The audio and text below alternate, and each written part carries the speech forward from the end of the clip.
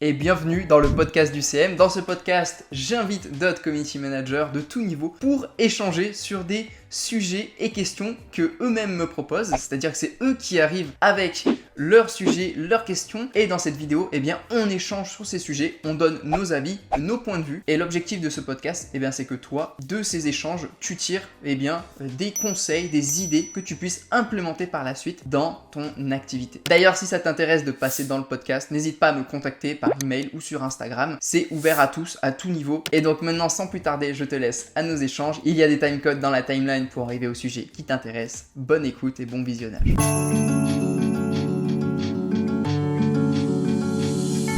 Ok, donc on se retrouve avec Alex sur l'écran. Content de t'avoir avec nous. Est-ce que tu peux déjà, pour commencer, poser le contexte, te présenter et également, par la suite, on enchaînera sur les questions et sujets que tu auras choisis. Ça marche, avec plaisir Aurélien. Moi, c'est Alex, j'ai 27 ans, je suis digital nomade depuis 6 mois. Et là, actuellement, je suis en train de voyager sur l'île de Lombok en Indonésie. Et je travaille sur les réseaux sociaux comme copywriter et comme closer. Ok, ok. Et du coup, parce que toi, tu me suivais déjà sur peut-être sur Instagram, sur YouTube, je sais plus comment tu étais tombé sur Ouais. moi, parce que moi, c'est vraiment purement community management là-dessus. Comment tu étais arrivé à me trouver du coup? Après ma formation comme consultant blockchain, j'avais plus envie de rédiger, plutôt d'être libre aussi géographiquement qu'au niveau des horaires. Et du coup, pour ça, vu que j'aime bien rédiger, je commençais à m'intéresser aux réseaux sociaux. Je suis tombé sur tes vidéos sur YouTube. J'ai vu que ça expliquait bien et tout, donc je t'avais passé un petit appel en regardant la vidéo d'1 heure que tu proposes. Et ouais, j'avais trouvé qu'au niveau du contenu, c'était chouette, donc je voulais en savoir plus. Et puis c'est comme ça qu'on est rentré en contact. Ouais.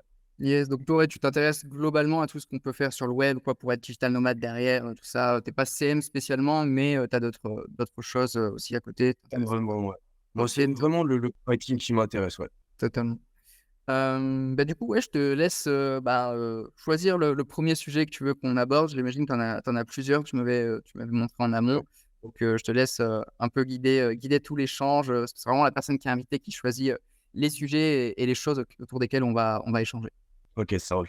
Oh, oui, je voulais te demander, l'essentiel de ma prospection, il se fait sur LinkedIn. Donc, je voulais savoir un petit peu qu'est-ce que tu pensais, toi, de la fréquence des publications et via la recherche d'avatar et l'analyse de l'avatar de mon client, comment faire, en fait, pour bien viser ma clientèle cible pour générer des leads qui soient qualifiés. C'est quoi aujourd'hui, toi, la cible? Qui tu cibles sur LinkedIn exactement? Est-ce que tu as quelqu'un de bien précis ou pas spécialement? Ouais, carrément. En fait, moi, ça va être les CEO des projets blockchain ou Web3, ou alors des gens qui vont vendre des formations qui sont liées à de l'investissement, qui sont liées à du trading ou encore à du coaching. Ok. Et tu utilises la version premium de LinkedIn? Tu sais, celle. Non, Non, non, non. pas la version payante. Ok. Sur LinkedIn, en soi, il n'y a pas vraiment un truc bien spécial pour bien les cibler. Alors déjà, en effet, dans ton contenu, tu fais du contenu qui s'adresse bien à eux. Mais ensuite, pour les prospecter directement sur LinkedIn, il y a pas de magie. Après, tu peux les trouver facilement, avoir leurs coordonnées, leurs contacts, mais c'est un peu comme tous les autres types de prospection sur d'autres plateformes ou par email, et cetera. Toi, c'est où que tu bloques exactement là-dedans? C'est quoi qui bloque, ouais, au niveau de ta prospection? L'optimisation, Ouais. parce que je peux très bien montrer, enfin moi j'avais vu quand je m'étais renseigné sur ce qu'il fallait faire sur les réseaux sociaux qu'il fallait montrer son expertise. Alors d'une façon, c'est sûr que c'est intéressant que ton prospect il sache que tu es qualifié dans ce que tu proposes comme prestation, il n'y a pas de problème avec ça. Mais moi, mon but, c'est pas de séduire d'autres copywriters. C'est pas eux qui vont me donner du travail. Moi, ça va être des CEO. Et donc, c'est plutôt leurs craintes à eux qu'il va falloir rassurer. Ce sont plutôt les bénéfices qui ciblent ces personnes-là qu'il va falloir que je mette dans mes publications. Exactement. Que ça, moi, je me de l'IA, en fait, pour réussir à cibler ce genre de choses-là et faire une petite analyse derrière.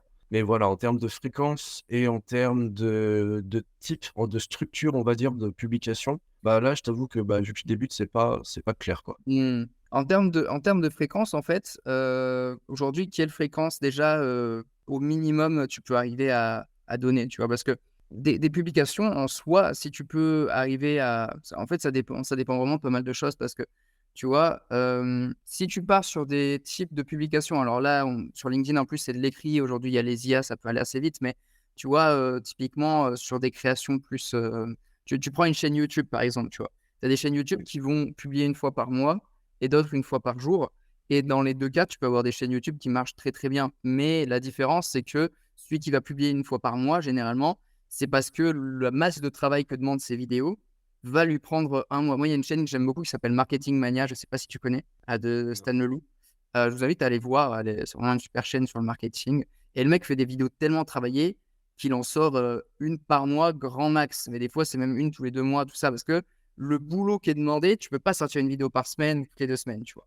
À l'inverse, moi, sur ma chaîne YouTube, j'en sors, 1 par semaine, mais je pourrais même en sortir plus souvent que ça, tu vois? Parce que le boulot de montage et le boulot de travail qu'il y a dans les vidéos, c'est pas un boulot qui prend, super longtemps, tu vois? Donc, tu as déjà, toi, ta fréquence, elle va dépendre déjà, toi, de la charge de travail et de temps que va te prendre tes publications.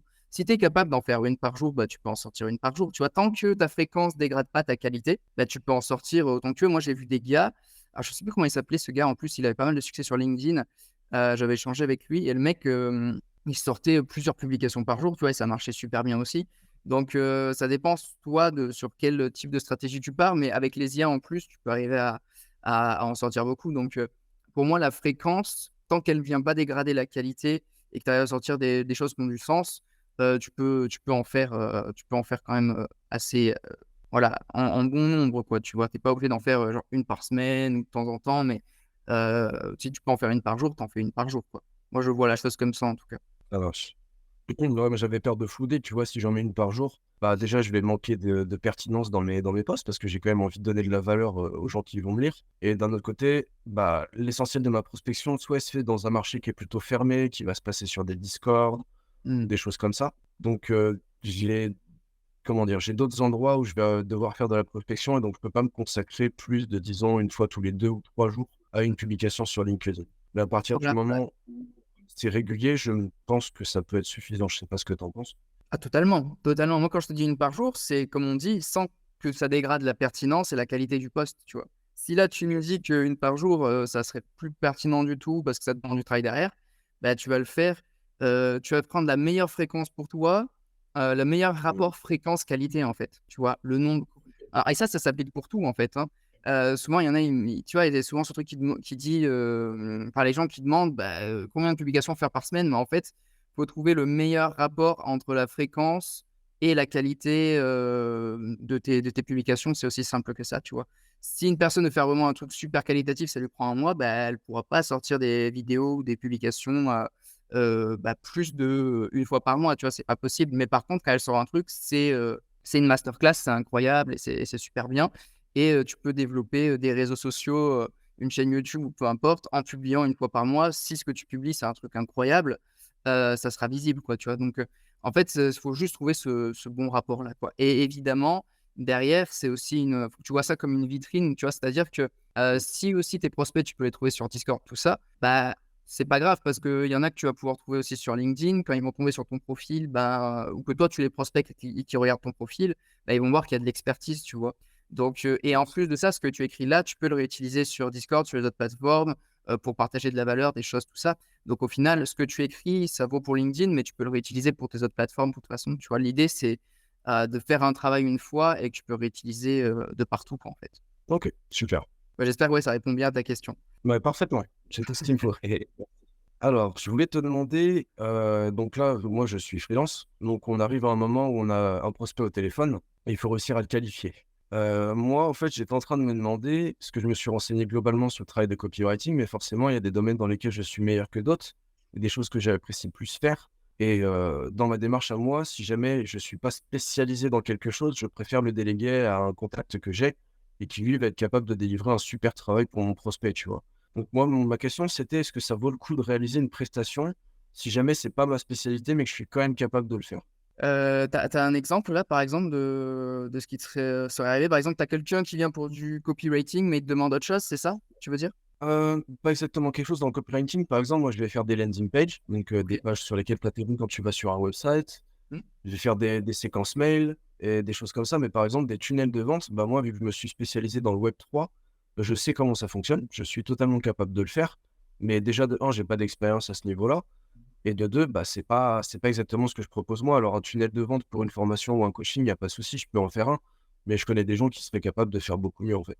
D'accord, ouais. Bah, dans ce cas-là, ouais, il y a 2 solutions. Soit tu collabores avec quelqu'un alors, soit, il y en a 3 pour moi de solutions. Bon, soit si c'est une demande que tu as souvent, bah, tu peux te former si tu aimes ça et devenir bon là-dessus, tu vois? Mais après tu peux vite te disperser et tout. Soit, bah, tu peux juste rediriger le client, vers quelqu'un d'autre, tu vois? Et juste, bah, c'est la personne, qui s'en occupe et puis voilà. Soit tu peux faire un mix des 2 où, tu es en collaboration, enfin tu délègues pas les yeux fermés, mais tu es quand même en collaboration avec la personne parce que c'est toi qui lui amène et bah, voilà, au niveau de la tarification, c'est toi qui vois comment ça se passe avec la personne. Mais tu OK. gardes quand même un contact, tu vois? C'est comme si c'était un membre un peu de ton équipe et tu vois lui comment il travaille. En plus, tu peux apprendre de ça, c'est-à-dire, bah, tu peux voir lui comment il travaille, comment toi tu pourrais adapter tes compétences à lui, sa manière de le faire. Donc voilà, c'est vraiment toi qui vois. Mais en effet, tu vois, quand c'est pas, totalement ta cible ou le boulot que tu préfères faire, où tu es le meilleur, bah, soit faut, rehausser son niveau sur le truc en question, soit il te faut quelqu'un avec toi en effet, quoi, tu vois? Donc faut, heu, faut Mmh. faire faut faire le choix là-dessus, quoi, en fait. C'est forcément parce que sinon, tu peux alors après, il y en a qui vont dire: «Ouais, ouais, t'inquiète, je peux le faire» et ils vont faire n'importe quoi. Ça, c'est pas ce que je conseille Ouais, parce que c'est pour clair. ta réputation, c'est pas top, mais ouais, ouais, c'est ce que je fais en tout cas, comme ça, quoi. Tu vois? Je vais trouver quelqu'un, avec qui je vais collaborer, tu vois? Généralement. Yes, ça marche. Moi, c'est surtout l'aspect perfectionnisme, en fait, parce que bon, la plupart des clients, ils vont te demander un pack, en fait. Ils vont Ouais, pas, c'est très rare quand les clients prennent juste, quelques publications par-ci par-là ou des choses comme ça. En général, ils ont leur business qui est en train de se développer, ils t'appellent au bon moment et à ce moment-là, ils ont besoin vraiment de développer une stratégie de contenu et des tunnels de vente et des choses comme ça, en fait. Donc à ouais, partir c'est de ça. ce moment-là, moi, je suis capable de le faire. Mais voilà, disons que si je me sens inspiré, que le thème du projet m'intéresse et que c'est quelque chose qui va vraiment, je vais être capable de donner de la valeur, en fait, à ce projet Mmh. et je vais le faire. Après moi, par rapport à qui je suis, c'est hors de question que je te propose une prestation. Si jamais je suis pas capable de le faire, je préfère carrément, te donner un de mes contacts sur LinkedIn qui sera capable de te le faire, qui a de l'expérience et en qui j'ai confiance, quoi. Et c'est pour ça que ça peut être intéressant. Comme tu le dis, tu vois, tu en as qui développent une activité, des fois ça peut aller un peu vite et puis, bah, ils vont pas avoir besoin que d'un profil, tu vois? Que d'une personne qui fait leur Mmh. copywriting ou que d'une personne qui gère leurs réseaux sociaux. Ils vont peut-être vouloir recruter plusieurs personnes et c'est bien, aussi à un moment des fois, bah, d'avoir, toi des contacts, des gens avec qui tu vas collaborer pour, ben, tu vois, tu as un client moi ça m'est arrivé, tu vois? J'avais une cliente pour des réseaux sociaux et après c'est aussi bien connaître sa cible parce que c'est moi qui lui ai proposé, c'est pas elle qui m'a dit: «J'ai besoin de ça», c'est moi qui lui ai dit: «Tu en as besoin». En fait, ce qui s'est passé, c'est que, elle, du coup, je lui ai dit: «Bah, écoute, pour tes réseaux sociaux, moi, dans la ma façon dont je travaille, ça serait intéressant que tu aies un produit assez haut de gamme, que tu vas vendre via des webinaires, des choses comme ça». Du coup, parce que là, si on travaille ensemble, bah, vu le prix de la prestation, il va falloir avoir un volume assez énorme de prospects pour que, du coup, on puisse vendre grâce à ces réseaux sociaux. Parce que moi, c'est mon axe de communication, par rapport à ma cible et du coup, je lui ai dit: «Si demain on a un produit plus haut de gamme, bah, il suffirait d'en vendre un ou 2 pour que tu rentabilises la prestation avec moi». Alors que là, tu as pas grand chose en place, elle vendait que des petits produits à 30 balles, c'était pas intéressant et je lui ai dit: «Bah, écoute, moi, ce que je peux faire, c'est je collabore avec un ami, qui s'occupe de tes tunnels de vente, tu peux t'organiser des webinaires, on crée un produit plus haut de gamme et ça sera beaucoup plus intéressant pour toi de venir sur Instagram. Comme ça, on pourra faire une création de contenu, aller vendre, en message privé, ou ramener en message privé ou dans tes stories via des webinaires et en fait, bah, là, tu as juste à avoir 1 ou 2 personnes qui viennent du Instagram et tu rentabilises et l'investissement sera plus intéressant, tu vois? Parce que, bah, là, du coup, c'était un prospect intéressant, mais il manquait ce truc pour que ce soit le client idéal et donc du coup, bah, j'ai amené un prestataire avec moi sur le truc pour que ça devienne, le client idéal.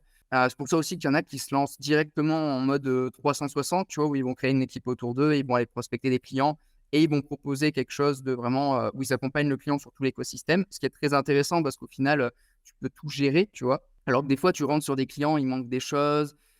Si toi tu fais un copywriting nickel, tu vois, mais que derrière il y a des choses, la personne n'est pas bonne sur l'acquisition, de trafic ou elle est pas bonne Mmh. sur, je sais pas moi, il faut que tu les rediriges vers des appels téléphoniques et elle foire tous des appels.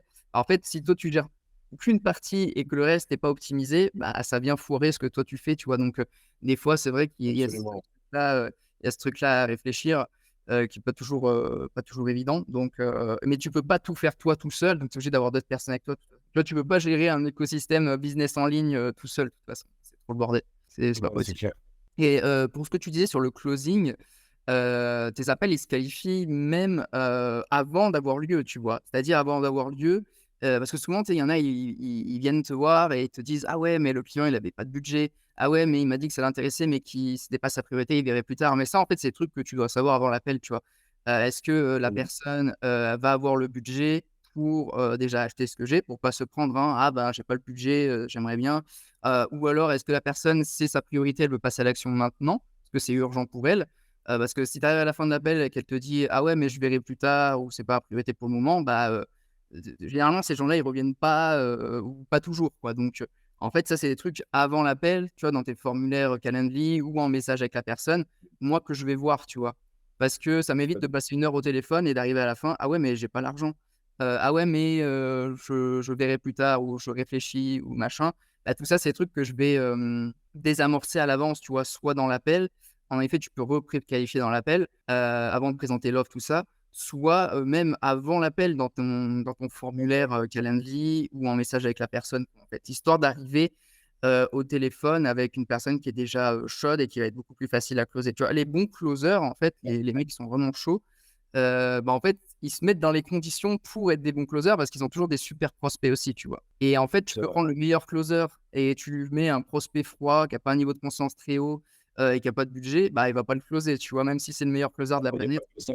C'est ça. Ouais, c'est Donc clair. en fait, les meilleurs closers, c'est aussi ceux qui ont les meilleurs prospects parce qu'ils se mettent dans les conditions pour les avoir. Donc ça, c'est important et d'où l'intérêt de bien Parfait. connaître sa cible client, idéal, son client idéal et tout et ça aide bien, quoi. Ouais, J'espère que ça c'est une répond très à bonne idée.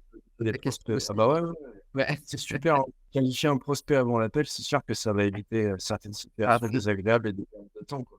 C'est ça, absolument. Et même pour le prospect, hein, parce que le prospect, c'est pas toujours ce dont il a besoin et c'est à toi de lui dire après, quoi. Exactement, c'est ça. Des fois, il y en a, ils viennent, tu sais, il leur fallait autre chose ou alors, bah, ils veulent un truc, mais ça arrive souvent chez des débutants, tu sais, ils veulent, «Ouais, fais-moi un copywriting, fais-moi un tunnel, fais-moi mes réseaux sociaux, je veux faire de l'Ads». Mais eux, en fait, ils ont même pas, validé leur offre, leur marché, leurs produits, leurs services et ils commencent de zéro et en fait, ils comptent sur le prestataire pour faire tout le taf, tu vois? Et ça, c'est les pires clients.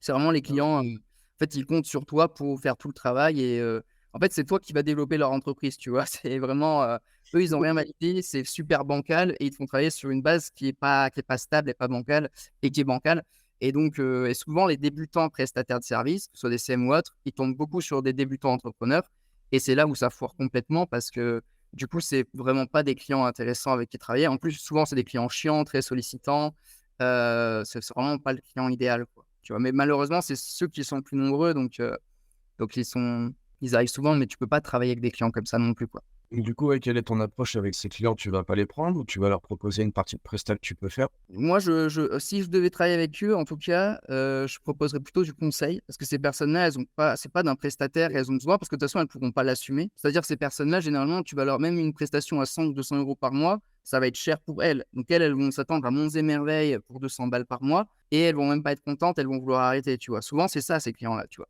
Donc moi, ce que je ferais plus alors après, tu en as qui acceptent pas parce que, ils veulent à tout prix quelqu'un qu'ils font pour eux parce qu'ils vont me dire: «J'ai pas le temps et tout», mais sur ces clients-là, je partirais plutôt sur du conseil, tu vois? Tu fais du coaching, du conseil, mais c'est la personne qui applique, tu vois? Donc ça, c'est beaucoup plus intéressant parce que comme ça, elle va pouvoir de elle-même alors déjà, des fois, il y en a, ça leur fait prendre conscience de tout le boulot que c'est et elles ont une vision différente aussi de la valeur et du prix que ça peut avoir.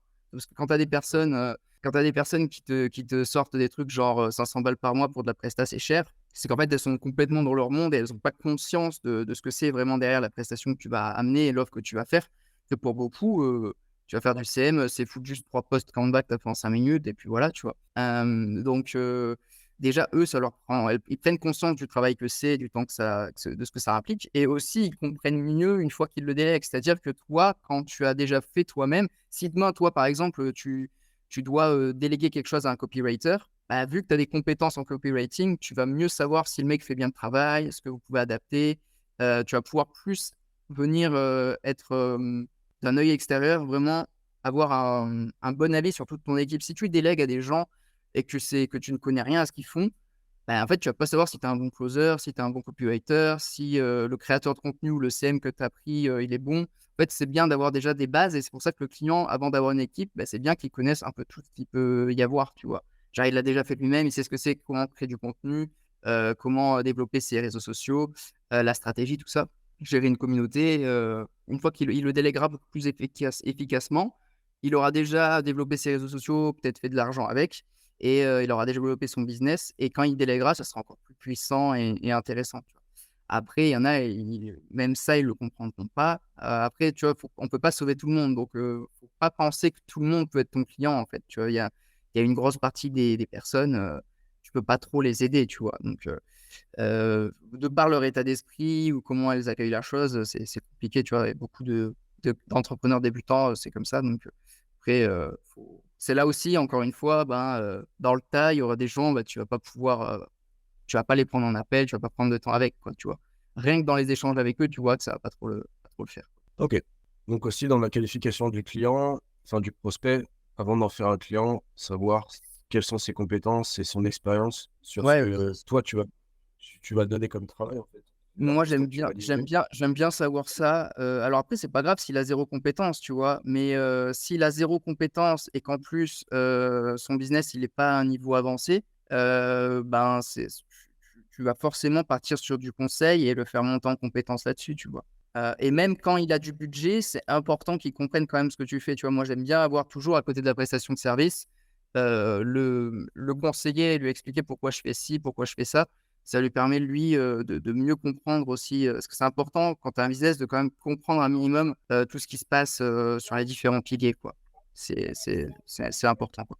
Ouais, je trouve que c'est essentiel aussi. OK. Absolument. Bah, merci beaucoup d'avoir pris le temps de répondre à mes questions, c'est super. Merci beaucoup.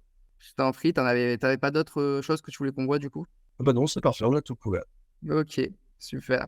Tu veux peut-être un petit mot, niveau je pense que ça peut être intéressant tout ce qui est, si tu es OK, niveau, voyage, nomade digital, lifestyle comme ça. Je pense que ça peut être intéressant. Je sais pas s'il y avait des sujets que tu envie d'aborder. Déjà au niveau des destinations, parce que toi tu es à Lombok. Beaucoup parlent de Bali, Ouais. mais moi aussi je suis allé à Lombok, j'ai préféré. Toi aussi, de ce que tu m'as dit.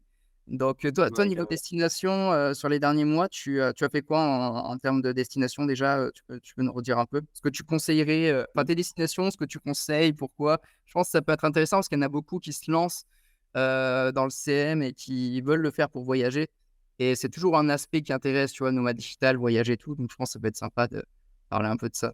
Bah ouais, avec grand plaisir, écoute. Moi, j'ai commencé par la Thaïlande. Je suis resté un mois en Thaïlande, mais plus en mode vacances que digital nomade. Pour le coup, je travaillais pas du tout. Alors, je lisais quand même quand j'avais du temps libre, etc., pour augmenter mes compétences. Mais j'ai pas tant travaillé que ça. C'était plus des vacances. C'était le nouvel an là-bas. C'était son crâne. Donc, c'était gros, gros délire. Et voilà. Après, la Thaïlande, j'ai bien aimé, mais je préfère l'Indonésie, moi, que ce OK. soit à tous les niveaux. À tous les niveaux. Franchement, au niveau de la nourriture, au niveau des gens, au niveau de la culture, au niveau des paysages, c'est extraordinaire. Alors, j'ai passé 2 mois à Bali. Je me suis posé à Ubud, un endroit où il OK. y a tous les temples, il y a beaucoup de culture hindouiste là-bas. Au Ubud, Donc, pour ceux qui connaissent pas trop, Ubud, c'est la partie, plus, rizière, plain au centre et ouais. c'est pas une partie où il y a la mer, tout ça, c'est plus au centre. Non, ouais, il faut faire une petite demi-heure en moto si vous voulez trouver la mer. Mmh Donc, et donc ouais, voilà, tu moi, l'as je bien aimé, recommande ouais. beaucoup. Donc, je suis allé un petit peu autour là-bas, puis je suis monté dans le nord aussi, vers Bédogoul, vers Mmh, Bagjar. Donc, ça, c'est des endroits qui sont vraiment magnifiques et puis moins touristiques. Donc, là-bas, on va ouais. se perdre dans les montagnes, on va se perdre dans la jungle. Il y a des sources thermales et des choses vraiment sympas à visiter là-bas et des temples perdus dans la jungle. Mais c'est une ambiance mystique là-bas. Ça change pas mal de choses sur la façon dont on peut percevoir un voyage, honnêtement. Ouais. Et donc ça, bah, j'ai entendu parler de Lombok, donc voilà, je suis petit curieux, je suis allé voir. Et ben, il se trouve que ce que tu as à Bali, tu l'as à Lombok, mais qu'il y a des trucs que tu as à Lombok que tu pas à Bali. Et Absolument. un autre truc que tu as à Bali et que tu pas à Lombok, c'est au niveau des prix. Parce que Lombok, c'est beaucoup moins cher pour la vie. Avec vraiment un tout petit budget, on peut vivre hein, du moment qu'on vit de façon sobre. Alors moi, je ne bois pas d'alcool, je ne fais pas trop de soirées ou quoi. Et puis quand je vais faire une soirée, bon, bah, je vais me boire un thé, donc c'est pas ça qui va me coûter beaucoup d'argent, quoi. Donc forcément, voilà, moi, j'ai pas besoin d'un budget colossal pour voyager. Après, ça m'empêche pas de faire du surf tous les matins, chose que j'aurais pas pu me permettre de faire à Bali. Mmh. Et ouais, moi, je vis au village, donc je peux faire du football avec les enfants, avec d'autres collectifs qui font du surf sur place là-bas. Et que je rencontre vraiment et je vis de la même façon que les locaux. Donc, c'est aussi pour ça que au niveau budget, C'est c'est ça qui aussi bien est différent que c'est je vais ça que faire je des trouve activités. intéressant, chez toi, c'est que tu vis, comme parce que moi, quand je suis allé, j'ai pas du tout, vécu comme les locaux, tu vois? Et c'est ça que je trouvais intéressant, c'est que tu vis comme ça, justement. Comment tu as fait pour, comment parce que tu m'as dit que tu vivais dans une famille et tout, comment ça s'est passé exactement? C'est facile à faire, n'importe qui peut le faire? Tu avais des contacts? Comment ça s'est passé exactement? C'est pas facile. En fait, ça s'est fait tout seul. Si tu veux, j'étais à l'hôtel donc. Au début, j'avais pris un mois à l'hôtel, il est un peu moins cher, tu vois? Tu prends un hôtel et tu négocies. Comme ça, tu peux obtenir des 40-50 quoi, si tu prends un mois et que tu te débrouilles bien. Et donc, moi, il y avait une piscine et un billard à l'intérieur de cet hôtel. Et en fait, au billard, bah, il y a plein de gens qui déroulent, tu vois? Des gens qui vivent dans la rue, des gens du village, des gens qui vont boire un coup et des choses comme ça. En fait, bah, j'ai rencontré un gars là-bas qui m'avait l'air super sympa, quoi. J'ai discuté rapidement avec lui. Et quelques jours plus tard, on s'est recroisés. Moi, je sortais du supermarché, puis j'entends klaxonner, tu vois, avec la moto. Puis je vois un gars qui me fait des grands gestes comme ça, là. Je fais: «Ah, ben oui, c'est lui, tiens». Et du coup, on allait boire un coup au bar, tu vois, on allait se boire un petit café, quoi. Puis on a commencé à discuter. Il se trouve qu'on a la même mentalité, la même façon de voir la vie, de voir les êtres humains et des choses comme ça, en fait, des façons de penser vraiment similaires. Donc, du coup, on a eu une discussion vraiment très profonde sur des sujets très intéressants. Et au final, au bout de 2 semaines, bah, là, j'ai vu que je pouvais carrément lui faire confiance, en fait, parce qu'il m'avait déjà présenté à sa famille, je connaissais tout le monde. Puis voilà, tu vois comment sont les gens. Au début, les gens que j'avais rencontrés, pas des gens à qui tu peux faire confiance, tu Ouais. vois? Mais cette Mmh. personne-là, j'ai senti que c'était le cas. Et bah, du coup, j'ai pris le risque, si j'ose dire, d'aller vivre avec eux dans le village. Et puis, bah, c'est la plus belle expérience que j'ai jamais vécue de ma vie, quoi. C'est vraiment top. Maintenant, c'est comme si je faisais partie de la famille. Quand je rentre pas manger, la mère, elle est en train d'enguirlander son fils pour lui demander quand est-ce que je vais rentrer manger à la maison, si je me suis pas fourré quelque part. Je fais vraiment Et partie de la famille. C'est super Et beau. comment ça se passe exactement au niveau, et déjà ils habitent dans quoi exactement? Comment ça se passe à quoi ça ressemble leur maison là où ils habitent? Est-ce là, au niveau culture, qu'est-ce qui est différent, dans une, ouais, au niveau de leur éducation? Comment ça se passe à la maison par rapport à une famille française, classique? C'est quoi les différences que tu as vues? Ah bah, il y en a énormément. La première différence déjà, c'est que l'école, elle est pas gratuite. Donc, si tu veux aller à l'école, il faut payer tous les jours. Tous les jours, tous les jours. Si tu payes pas, tu vas pas à l'école. Et pour eux, ça représente énormément d'argent par rapport au salaire, moyen, on va dire. Donc déjà, la famille, il y a les 2 grands-parents, il y a les 2 enfants, donc, les parents des enfants que moi je connais. Il y a la sœur, il y a le mari de la sœur, il y a 3 enfants et les 2 enfants de la sœur. Dans la Déjà, même, ça fait dans le même ouais. logement? Ouais, ouais, ouais, ouais. Donc déjà, ça fait une jolie petite smala, tu vois? On est à 150 mètres de la mosquée, parce que là-bas, c'est tout le village est musulman. Donc on est à OK, c'est 150 mètres de la mosquée. la grande mosquée de Lombok, qui est la plus grosse, d'Indonésie, je crois, un truc comme ça, non? C'est la C'est bon, dans Taram, ouais, c'est le centre islamique, mais c'est à une vingtaine de minutes en moto de là où je suis, moi. OK, Moi, je suis dans un petit village qui s'appelle Batulaya. d'accord, OK. Donc c'est une petite mosquée, mais voilà. Il y a tout le Et village genre qui va ouais, parce que j'en avais visité une à Lombok, mais tu sais, c'est celle qui est énorme là. Ouais, c'est celle-là, c'est pas à côté de OK. Je pense que Hem, c'est l'Islamic Center à Mataram. ah, c'est peut-être ça alors. Et du coup, et tout ce monde, c'est dans une maison, de quelle taille à peu près? Enfin, vous êtes serrés? Ça ressemble à quoi exactement leur maison? Comment? Écoute, tu as 2 chambres, tu as une salle à vivre avec une petite télé en leasing, pareil, ça fait la taille d'une chambre, un petit 8-10 m², quoi. À l'extérieur, tu as un petit coin cuisine et puis moi, je suis dans un petit logement juste à côté, quelque chose qu'ils ont fait construire après les tremblements de terre qu'il y a eu en 2018. Ils ont dû tout reconstruire parce que tout le village était à plat, le séisme a absolument tout détruit dans le village, il y avait plus une seule maison debout, donc ils ont tout reconstruit, en fait. Ouais, c'est vrai qu'il y a eu Mais c'est beaucoup de dégâts, il me disait, j'avais vu, il y a des endroits où il y a vraiment des dégâts, quand tu vas vers, je sais pas si tu es allé, non, tu avais pas fait tout le Rinjani, leur volcan et tout là, tu es pas allé par là-bas. non, pardon. Quand tu vas par là-bas, bah, tu as plein de vraiment, c'est là où ça a été le plus fort, je crois qu'il m'a dit. Et tu as plein de bâtiments, détruits et tout, quoi. Quand tu t'approches, c'est vers là où il y a les cascades, des grosses cascades à voir.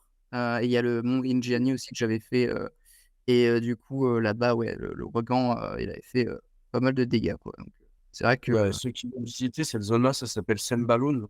C'est dans le nord-est de Lombok et c'est mmh, incroyable. ouais, C'est vraiment incroyable, ça vaut vraiment le coup d'y aller, surtout que la plupart du temps, si vous prenez le bateau pour arriver à Lombok, vous arrivez à Bangsal dans le nord. mmh, Vous êtes à 1 h 30, 2 heures d'une destination extraordinaire. ouais. Ouais, ouais, franchement, ouais, moi, c'est pareil, hein, Lombok, j'ai plus de souvenirs marquants de Lombok que de Bali, tu vois? Après Bali, j'ai fait surtout, c'est vrai que le sud, c'est vrai que c'est très touristique, c'est là où les gens vont le plus. Alors moi, j'ai pas fait, enfin peut-être tu as le même avis que moi, hein, mais tout ce qui est, Canggu, Kuta et Seminyak et tout, bon, ça. À part que tu veuilles rencontrer d'autres digital nomades ou à Canggu, voilà, tu as un peu des activités sportives sympas que tu peux faire, mais sinon, ça vaut pas trop le coup. Après, il y en a, c'est des fans, hein, ils vont à Bali juste pour aller à Canggu. Si tu attaques Canggu, ils le prennent mal, mais moi, je crois que moi et toi, on n'aime pas spécialement. Uluwatu, j'ai aimé, je sais pas si tu étais allé. Non. J'ai bien aimé, c'était sympa, mais j'ai pas fait, j'ai juste fait un peu le sud. Et après, en fait, moi, j'ai vraiment voulu. T'as fait toi Nusa Penida et les îles Gili ou pas encore du coup? Non, non, non. Ouais, T'es allé j'attends direct à Lombok. Ok. le sujet après. Ah ouais, t'es allé direct à Lombok, t'as fait le grand trajet. Parce que moi, je me suis dit, bon, je vais aller à Ouais. Lombok, mais je vais faire les îles entre, tu vois. C'était très sympa également. Et Nusa Penida, ouais, magnifique. Mais en fait, j'ai l'impression que c'est plus les autres îles autour de Bali qui sont vraiment belles que Bali en lui-même. Enfin, Bali en lui-même est très beau, hein, mais après, je pense la prochaine fois que j'irai plus vers le nord. Tu vois, déjà, j'ai beaucoup aimé Ahmed, tu vois, qui était vraiment beaucoup plus au calme.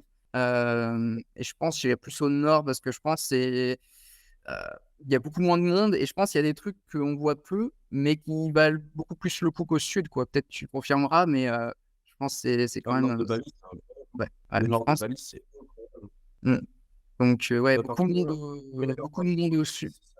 Ouais, bah oui. si jamais ça fait le moment de conduire ton propre véhicule et tout, par contre, ils vont te faire casquer à Bali, hein, tu vas prendre cher, hein. Mm. Si jamais tu veux vraiment être autonome, de toute façon, partout en Indonésie, en général en Asie du Sud-Est, il faut une moto. C'est pas gérable, ça. Ah oui, oui, bah, moi j'avais fait un podcast sur Bali, justement, où j'expliquais en termes de budget ce que ça te demande. Et en effet, si t'as pas de. Parce que moi, j'ai fait sans scooter, sans moto et tout. Mais en effet, tu Ah ouais. vois, ça monte vite, surtout quand tu veux faire. Alors, quand tu restes dans la même zone, ça va. Tu vois, tu peux prendre Gojek, ça te débite de 3 euros.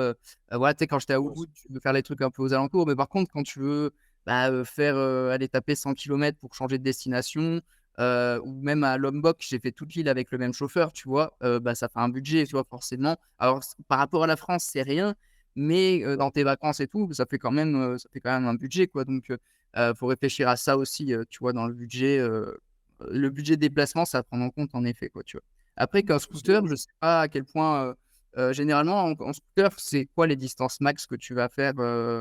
Il y en a qui traversent toute une île en scooter ou c'est rare, non? Ils restent dans la zone, généralement? Je sais pas trop.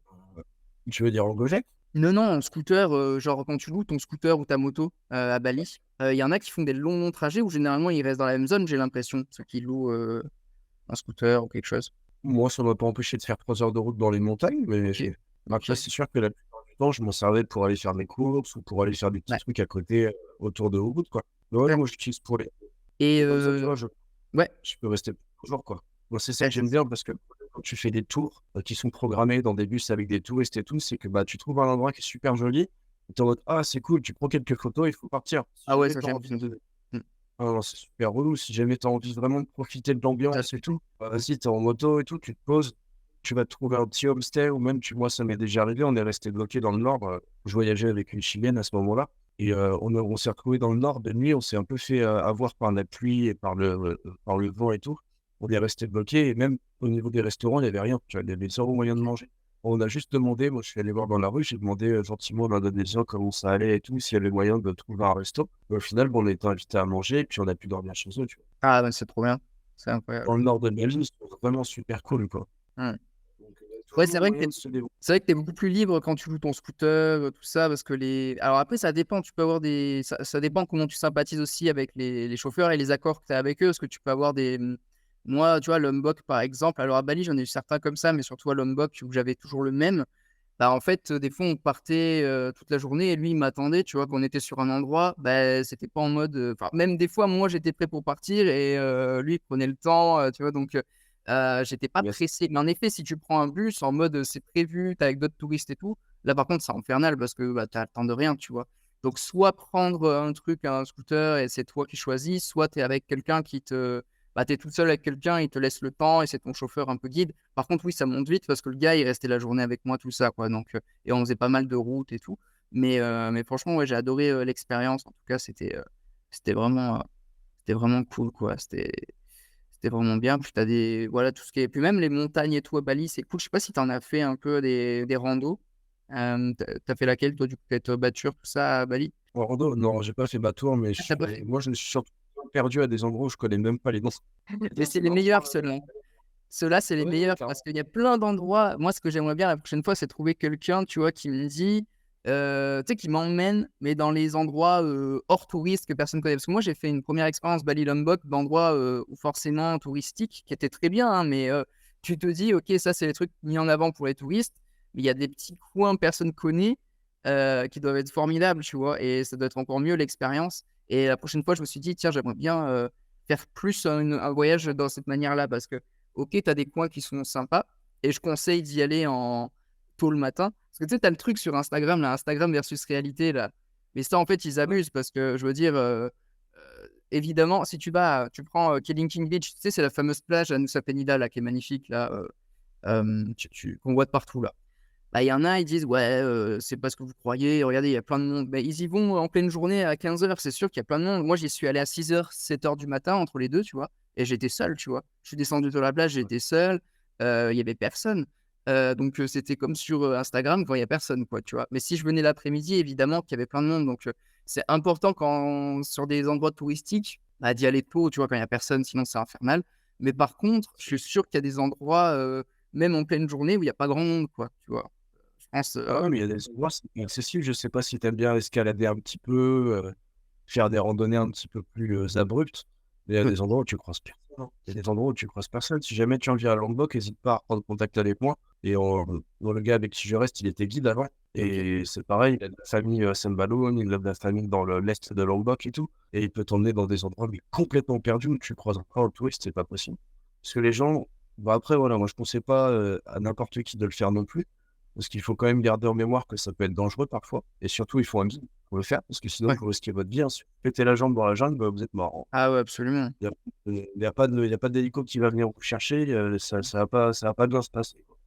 C'est ça. Ah là-bas, mais même les endroits touristiques, hein.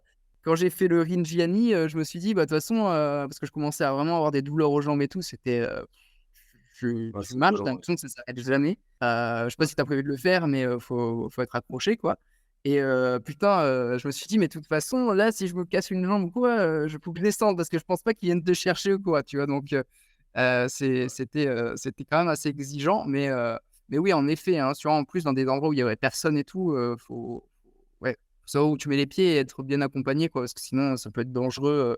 C'est pas les mêmes choses qu'ici, quoi, tu vois? En plus, bon, faut avoir une bonne assurance et tout. Je sais pas si tu as des assurances et tout, mais tu vois, là-bas, tu te casses un truc, tu vas à l'hôpital, tu payes, quoi, tu vois? Alors, la première question qu'ils vous posent quand vous arrivez à l'hôpital, c'est combien vous avez d'argent? Ouais, Ils vous demandent pas, ça va, vous arrivez à respirer, votre tension est stable, c'est non, non, t'as combien de pognon?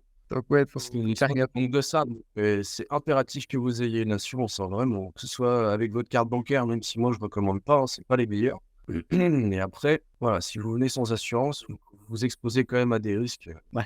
Ah ouais, ouais, qui parce qui que sont là-bas, ça moi, là-bas, cher. si il t'arrive un truc grave, tu pas l'argent, ils te laissent crever, quoi, tu vois? Non, c'est ça.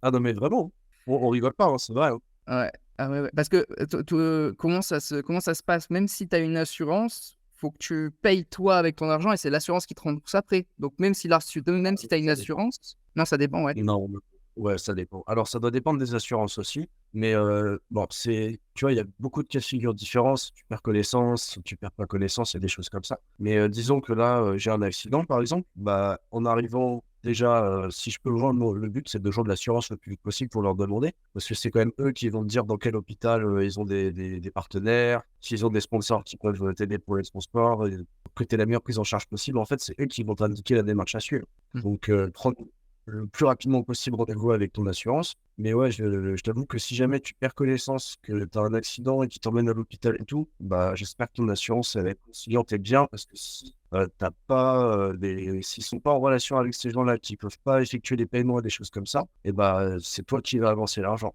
Et tu seras remboursé quelques mois plus tard. Donc, ça peut OK. très sérieusement écouter ton voyage, voire y mettre fin si jamais t'es pas bien préparé. Ouais, c'est ça. Faut faire vraiment gaffe, à tout ça, quoi. J'avais une Ouais.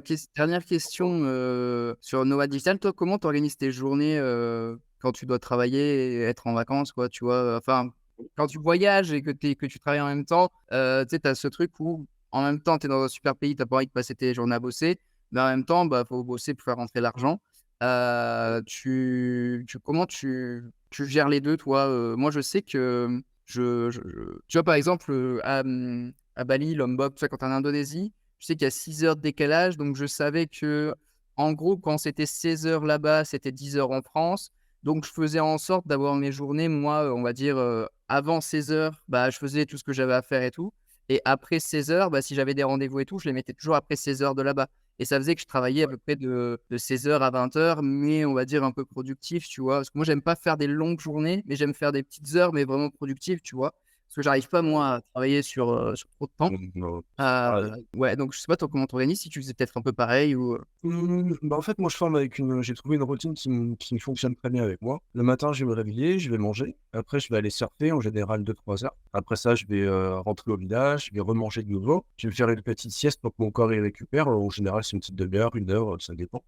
Après ça, je me coiffe et je commence à me préparer mentalement pour bosser. Je vais bosser en général des blocs de 2-3 heures. Mmh. Je suis vraiment très efficace. Alors, en fonction de ce que j'ai à faire comme type de travail, et cetera, je vais répartir ce travail-là entre ma première session de travail qui est à ce moment-là ou celle que je vais faire en fin d'après-midi. Et il y a des jours où en fin d'après-midi, je vais aller faire du foot. Donc, dans ce cas-là, je ne vais pas aller bosser. Donc, je vais rebosser le soir avant d'aller me coucher. Ou sinon, bah, des fois, je vais juste profiter du coucher de soleil avec les copains et les la petite famille que j'ai ici à Lombok. Boire un petit thé tranquillement, voir le coucher de soleil, dîner. Puis après, quand je rentre, bah, je planifie ma journée pour le lendemain. Et s'il faut, bah, je me lève un petit peu plus tôt. Et en fonction de la marée et tout, bah, j'ai toujours un petit temps pour bosser avant d'aller sortir en général. OK et Ouais. point négatif, moi, que j'ai pas aimé en Indonésie, c'est il fait nuit trop tôt. Alors je sais pas si c'est toute l'année pareil, c'est toute l'année que c'est vers 19h que ça se couche, quoi, c'est ça, hein?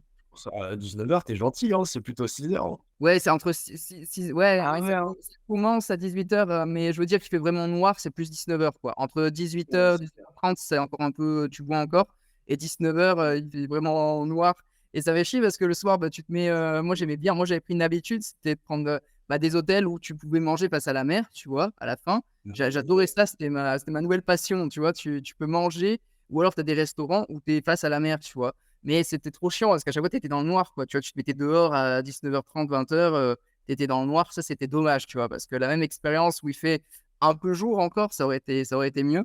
Mais franchement, moi, j'adorais, hein. Le soir, là, la tombée, la nuit, quand tu vas manger un peu dehors et tout, c'était fantastique, quoi. Donc franchement, on recommande, l'Indonésie, l'Asie et tout, c'est vraiment, super. Et en plus, je pense, c'est le rapport, prix coin paradisiaque le plus intéressant de la planète, quoi. Tu vois? C'est vraiment là où tu as les plus beaux coins pour le moins cher. Parce que les mêmes paysages, les mêmes endroits, mais plus dans le Pacifique, bah, ça coûte une blinde, quoi, généralement, tu vois? L'Atlantique, pardon, Quand vous êtes digital nomade, il y a un truc qu'il faut prendre en compte aussi, c'est que vous allez devoir faire des visa run. C'est-à-dire que vous n'allez pas pouvoir rester trop longtemps dans le même pays. En fonction de la politique des pays, vous allez devoir prendre un avion ou un bateau ou un train, quitter le territoire, rester un temps déterminé hors du territoire du pays où vous êtes, puis revenir dans ce pays pour redemander un visa et pouvoir l'étendre par la suite. Donc ça veut dire qu'il va falloir payer l'hôtel, qu'il va falloir payer l'avion ou le moyen de transport que vous allez utiliser, dépenser de votre temps personnel pour le faire aussi. Donc ça va vous demander de l'organisation et ça va vous demander de l'argent aussi. Si vous faites ça en Asie du Sud-Est, les avions sont pas chers. Surtout si vous vous organisez à l'avance et que vous avez des endroits où laisser vos bagages, bah, c'est hyper intéressant. Pour 30 ou 60 euros, vous allez pouvoir faire votre visa run. Il n'y a aucun problème. Mais voilà, il faut être conscient de ça. Si vous voulez voyager à travers le globe et faire digital nomade en changeant de continent régulièrement, bah, vous allez avoir besoin de moyens beaucoup plus conséquents. Alors qu'en Asie du Sud-Est, vous pouvez y rester pendant toute la saison sèche qui commence plutôt dans le nord, donc vers la Thaïlande. Vous allez pouvoir y arriver, je vais dire mi-janvier ou février, vous allez pouvoir arriver en Thaïlande. Et puis après, vous allez pouvoir terminer, disons, en novembre, début novembre, mi-novembre, vous allez pouvoir terminer en Indonésie.